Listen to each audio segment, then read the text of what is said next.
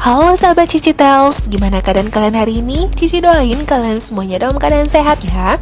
Kali ini kita bakal membahas alur cerita sebuah film berjudul Jolt yang dirilis pada tahun 2021.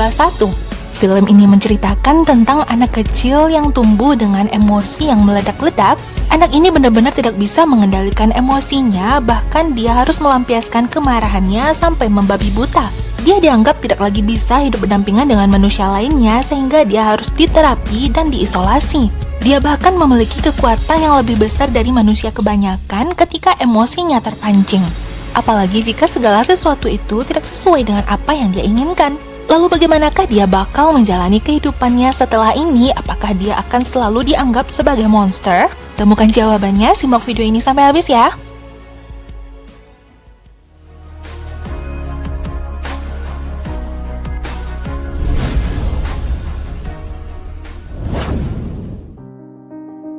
Film berawal dengan diperlihatkannya tokoh utama kita tentang cerita dia di masa kecil. Tokoh utama kita bernama Lindy, dia sedang menghadiri sebuah acara pesta ulang tahun. Kue yang hendak dia makan ternyata keduluan dimakan oleh seorang anak laki-laki dan itu membuat dirinya marah sampai menyerang anak laki-laki tersebut. Begitupun di lingkungan sekolahnya ketika ada anak laki-laki yang mengganggu atau bahkan hanya mengerjai dengan mengambil mainannya, Lindy melampiaskan kemarahannya dengan sampai memukul. Ditambah lagi dia tidak dibesarkan di lingkungan yang harmonis, kurang kondusifnya hubungan antara ibu, ayah, dan anaknya ini. Lindy akhirnya dibawa ke dokter dan setelah diteliti, ternyata dia memiliki kelainan yang membuat dirinya mungkin tidak lagi bisa menjalani hidup berdampingan dengan manusia lainnya. Setiap kali dia diasingkan ke rumah sakit, dia selalu saja bisa menyerang para staf. Begitupun ketika dia diobati. Lalu terfikirlah oleh para tenaga kesehatan ini untuk menyalurkan tenaganya Lindy. Pada awalnya memang terlihat baik-baik saja, namun ternyata kekuatannya melebihi para lawannya ini. Sampailah akhirnya dia bertemu dengan seorang ahli kesehatan yang mampu memberikan dia terobosan yang baru, yaitu dengan memberikan sebuah alat yang memiliki sengatan kepada tubuh manusia. Sesuai dengan nama film ini ya, Jolt, yang berarti sengatan yang bisa membuat Lindy mengontrol emosinya. Inilah Lindy yang sekarang yang sudah dewasa. Dia dalam perjalanan untuk menemui seseorang yang katanya akan menjadi teman kencannya. Di dalam film ini kita juga diperlihatkan bagaimana sifatnya Lindy sehari-hari ya. Dia melihat adanya perlakuan kasar dari seorang yang kaya kepada seorang pelayan yang memang tergolong kurang sopan dan itu membuat Lindy naik emosi. Dia menyerang pria itu habis-habisan karena memang sikap pria itu sangatlah tidak gentle. Ternyata itu semua hanyalah dalam pikirannya saja. Buru-buru dia menekan alat di tangannya yang memberikan sengatan ke tubuhnya Lindy agar Lindy mengurung niatnya untuk menyerang pria tersebut. Lindy lalu melanjutkan perjalanannya untuk menemui pria yang dia sudah berjanji untuk ketemu dan pria ini bernama Justin. Lindy mengatakan permintaan maafnya, mungkin dia tidak akan makan malam dengan Justin karena dia merasa mungkin tidak akan cocok. Dia hanya datang untuk meminta maaf karena dia bakal segera pergi. Lindy pun dengan jujur mengatakan kalau dia sebenarnya tidak suka di keramaian dan juga tidak begitu menyukai orang-orang. Ketika Lindy hendak pergi, tiba-tiba datanglah seorang pelayan yang menanyakan mereka bakal memesan apa. Ya karena Lindy bakal meninggalkan meja tersebut, tentunya itu membuat Justin juga nggak enak hati. Dia terpaksa harus pergi dari meja itu, kata sang pelayan. Lindy yang juga merasa nggak enakan akhirnya dia duduk, lalu mereka memesan makanan. Namun sepertinya pelayan ini malah memperlakukan mereka berdua seolah-olah merendahkan. Setelah pelayan itu pergi, Lindy lalu meminta izin untuk pergi ke toilet. Ternyata di toilet dia tidak sengaja mendengar si pelayan sedang mengobrol di toilet tersebut dengan temannya melalui telepon. Terdengarlah kalau pelayan tersebut sepertinya sedang merendahkan seorang pria yang tadi sempat dia layani. Di dalam pikiran Lindy, dia sudah menyerang wanita itu habis-habisan, namun dia juga tetap berusaha untuk meredam amarahnya. Namun ternyata dia tidak bisa meredam begitu saja, dia pun menyerang wanita tersebut dan meninggalkan restoran itu. Lindy pergi tanpa berpamitan dengan pria tersebut dan dia pun kembali ke apartemennya. Di sini kalian bisa melihat bagaimana pakaiannya Lindy, juga apa-apa saja yang tertempel di tubuhnya. Itulah seperangkat device atau alat yang dihubungkan ke tubuhnya Lindy dengan alat yang selalu dia pegang untuk memberikan sengatan ke tubuhnya ketika dia mulai emosi. Hari berganti, esok hari pun tiba, kalian bisa melihat bagaimana dia menjalani harinya dengan mudah saja naik emosi, bahkan dia tidak suka melihat orang yang begitu saja teleponan di jalan dan menghalangi jalannya. Nah, Lindy lalu pergi ke dokter spesialis yang selalu menangani dirinya. Setiap kali Lindy memasuki ruangan dokter tersebut, dokter itu selalu menyiapkan pistol, juga bahkan borgol dan benda-benda lainnya untuk mengamankan dirinya. Bahkan Lindy tidak suka melihat dokter itu mengetuk-ngetuk pena di atas meja, dan di dalam pikirannya dia juga sudah menyerang dokter itu sampai tewas. Untung saja semua itu hanya berada di dalam pikirannya saja, sampai alat itu pun kembali diperbaiki. Nah, jadi gini, dokter ini menyarankan Lindy untuk mendapatkan seorang pria alias mencari pasangan hidup. Biasanya dengan begitu, Lindy mungkin bakal terobati karena selama ini dia tidak memiliki siapa-siapa untuk bersosialisasi secara dekat. Jika saja dia memiliki pasangan, mungkin dia bisa mengendalikan emosinya alias memiliki rumah untuk kembali. Maka dari itu, Lindy seringkali mengikuti kencan buta walaupun tidak ada yang berhasil. Di atas kereta pun, dia bahkan hampir menyerang seseorang yang membuat dirinya risih. Setelah berubah pikiran, Lindy pun memutuskan untuk kembali bertemu dengan Justin yang semalam sudah ditinggalkan. Mereka berjalan berdua dan berbagi cerita tentang kehidupan masing-masing. Dari semua pria yang mendekati Lindy, hanya Justinlah yang mengatakan kalau dia tidak pernah merasa takut jika berada di dekat Lindy. Sampailah mereka berdua ke apartemennya Lindy. Kalian tahulah apa yang bakal terjadi. Dan ketika Lindy membuka bajunya, kalian bisa melihat di sini ada alat-alat yang tertempel di tubuhnya. Tapi bagi Justin itu bukanlah hal yang mengganggu. Dia menerima Lindy apa adanya, walaupun dia belum mengetahui sebenarnya alat apa yang tertempel di tubuhnya Lindy. Malam pun berlalu, sampailah keesokan harinya. Pagi pun tiba. Lindy menyadari semalaman dia tidak memakai pakaian tersebut. Pakaian itu dan alat kejutnya berada di atas meja. Dan dia juga melihat Justin yang sedang menyiapkan sarapan untuk mereka. Lindy yang katanya menyukai dunia fotografi diberikan hadiah oleh Justin berupa sebuah kamera, dan itu membuat dirinya bahagia. Justin yang merasa kalau dia sudah dekat dengan Lindy, dia berhak mengetahui alat apa sebenarnya yang dipakai oleh Lindy yang ditempelkan ke tubuhnya. Lindy hanya mengatakan kalau dia sebenarnya sakit dan membutuhkan alat tersebut. Itu membuat Justin khawatir apakah sakitnya Lindy itu berarti Lindy akan mati dalam waktu dekat atau bagaimana. Lindy menjawab kalau semuanya bukan seperti apa yang Justin pikirkan. Dia hanya memiliki sebuah kelainan dalam pengendalian emosi. Padahal semua hal sudah dia lakukan dalam pengendalian emosi seperti meditasi, yoga, panjat tebing, olahraga, karate, dan yang lainnya. Namun dia tetap saja membuat orang-orang di sekitarnya malah menjadi korban.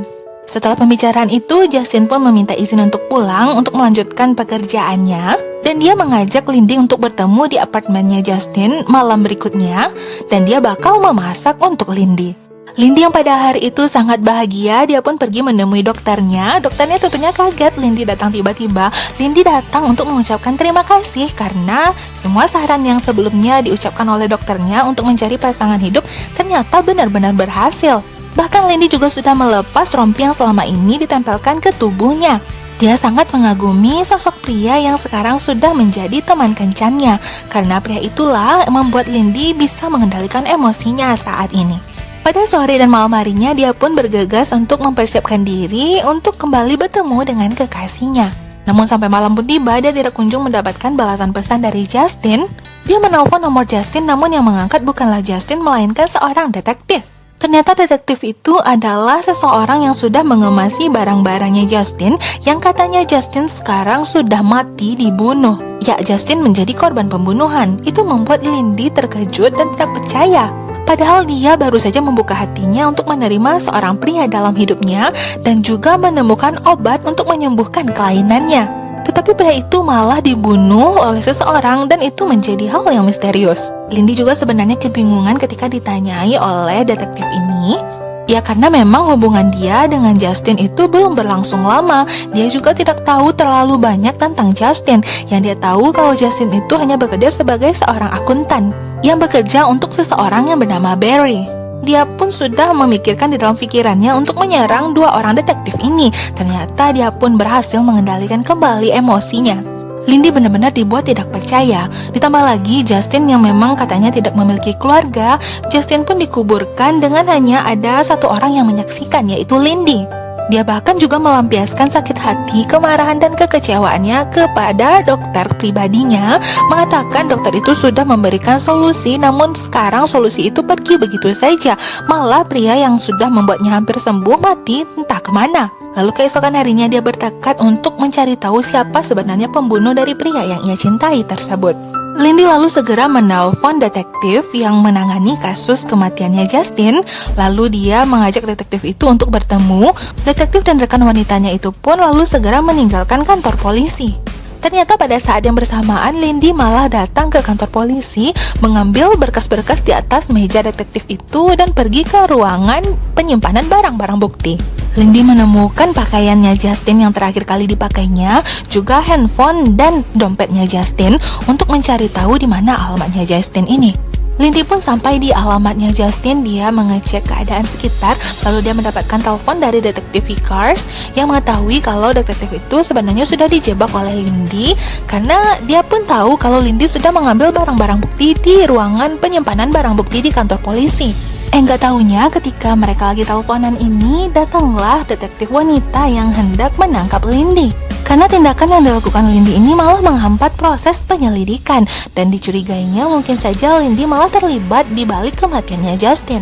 Sehebat apapun detektif Vickers mengejar Lindy, akhirnya mereka malah tidak lagi bisa mengejarnya. Lindy keburu kabur dan pergi menyelamatkan diri. Lindy pergi menemui seseorang yang ahli dalam IT. Dia pergi ke sebuah toko elektronik, yaitu hacker cilik yang bisa membantu Lindy.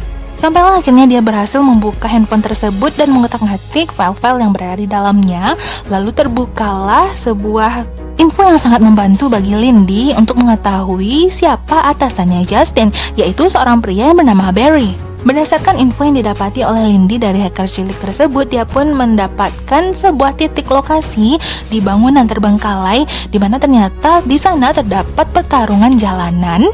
Pertarungan tersebut didanai oleh si Barry ini, dan Lindy yang tiba-tiba masuk ke dalam circle mereka, dia pun langsung menanyakan yang mana Barry ini adalah atasannya Justin, dan itu membuat Lindy ingin mencari tahu apakah atasannya ini mengetahui siapa sebenarnya pembunuh Justin.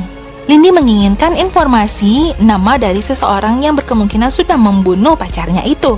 Lindy pun memberikan penawaran jika dia berhasil melawan 3 orang terkuat miliknya Barry, maka dia berhak mendapatkan informasi.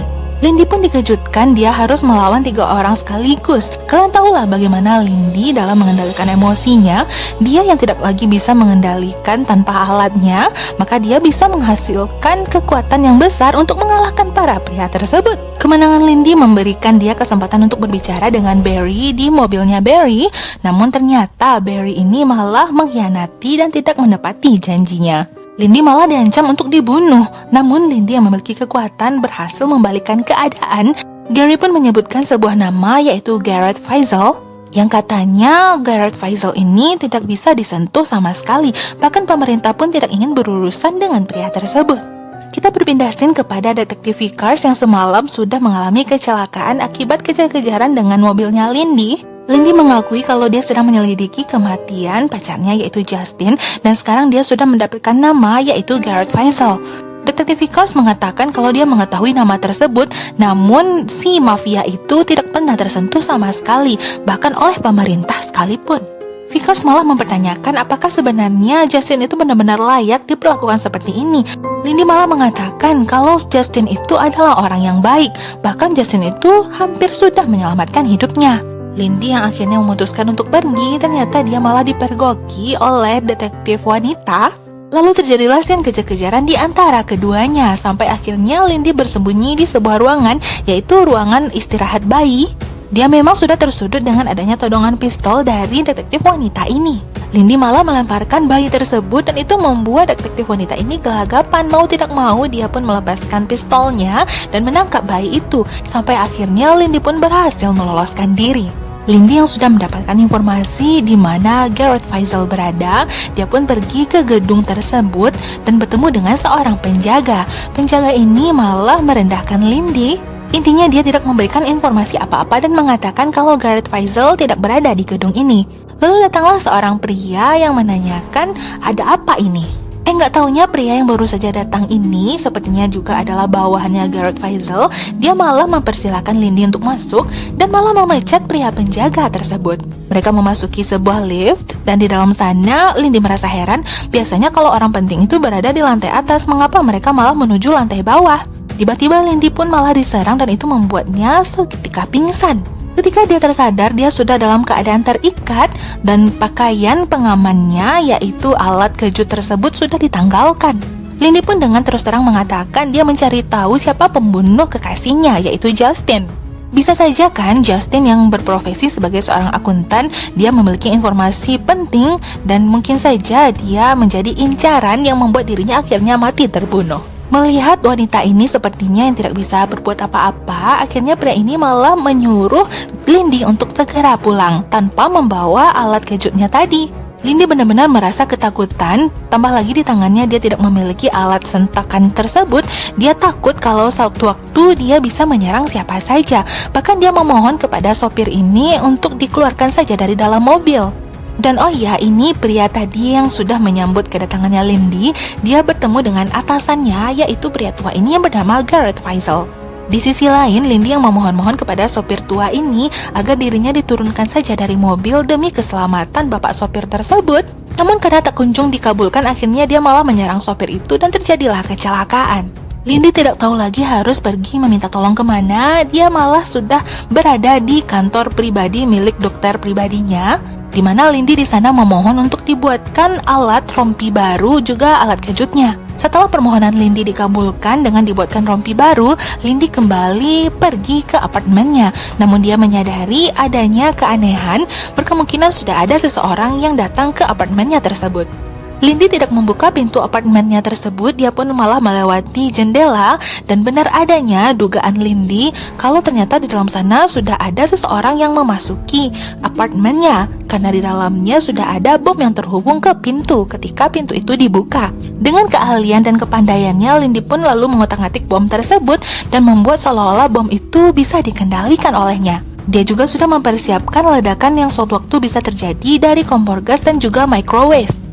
Lindy kembali menemui detektif Vickers. Lindy mengatakan mungkin dia bakal menyerahkan diri, namun belum saatnya. Dia tetap kekeh untuk mengetahui siapa pembunuh dari kekasihnya.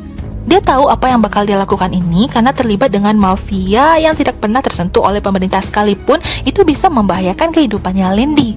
Namun Lindy melakukan ini semua karena dia juga sudah sakit hati karena kehilangan pria yang dia cintai yang bisa saja mengobati penyakitnya. Lindy pun menceritakan tentang sakitnya kepada detektif Vickers, yaitu ketidakmampuannya dalam pengendalian emosi. Dia pun memperlihatkan alat yang dia pegang pada saat sekarang ini, yaitu alat kejut yang membuat dirinya berhenti emosi. Detektif Vickers penasaran dengan alat tersebut. Dia pun sempat merasakan ternyata seperti itulah yang selama ini dirasakan oleh Lindy. Beberapa saat kemudian terjadilah ledakan di apartemennya Lindy yang membuat Lindy seolah-olah sudah mati.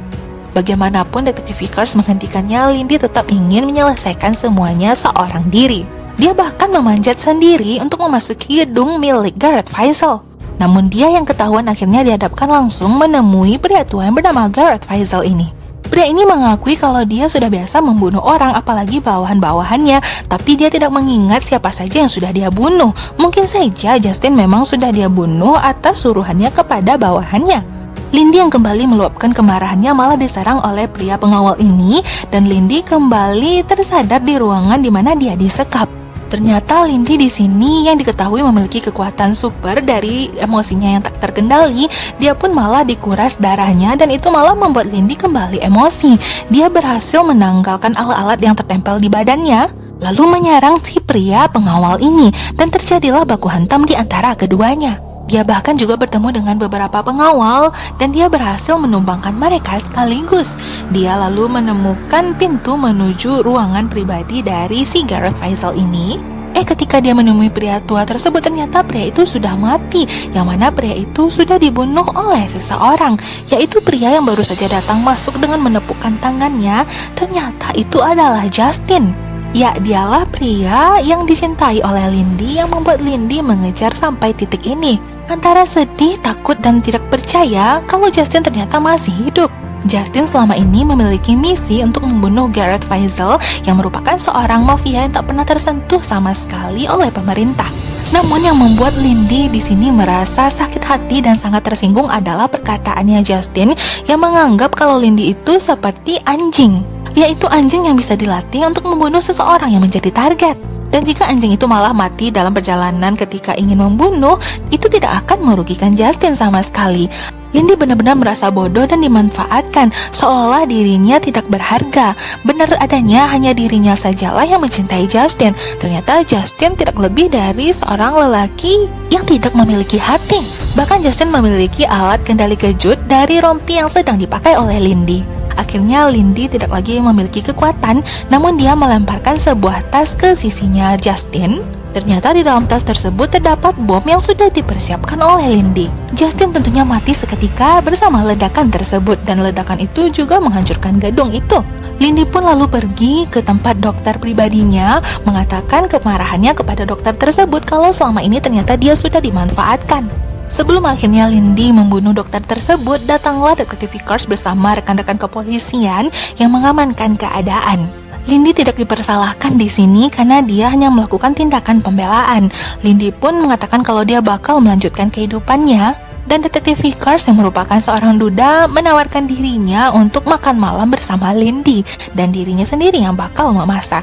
Lindy menjalani kehidupannya seperti sedia kala, dan dia kembali ke apartemennya untuk mencari benda-benda yang masih bisa diselamatkan. Tidak tahunya dia malah ditemui oleh seorang wanita berambut merah. Ternyata wanita ini adalah dokter yang sudah dari lama menangani kasusnya Lindy semenjak Lindy kecil. Selama ini, ibu dokter ini hanya mengamati dari jauh saja. Dia mengetahui seberapa besar sebenarnya kekuatan yang dimiliki oleh Lindy. Ibu ini menawarkan kerjasama bersama Lindy karena kekuatan senjata terbesar itu berasal dari tubuh manusia. Ibu ini memiliki alat kendali dari rompi yang dikenakan oleh Lindy, dan film pun berakhir. Film ini tergolong baru ya karena dirilis pada Juli 2021. Apakah mungkin ada film kelanjutannya? Pada akhirnya film ini hanyalah hiburan semata, ambil yang baik-baiknya saja ya. Dan inilah akhir dari video kita kali ini. Jika kalian suka dengan video dan channel ini, jangan lupa like dan subscribe-nya ya. Jangan lupa aktifkan loncengnya karena video-video selanjutnya bakalan selalu menarik untuk kalian tonton. Sampai jumpa di video alur cerita berikutnya. Bye-bye.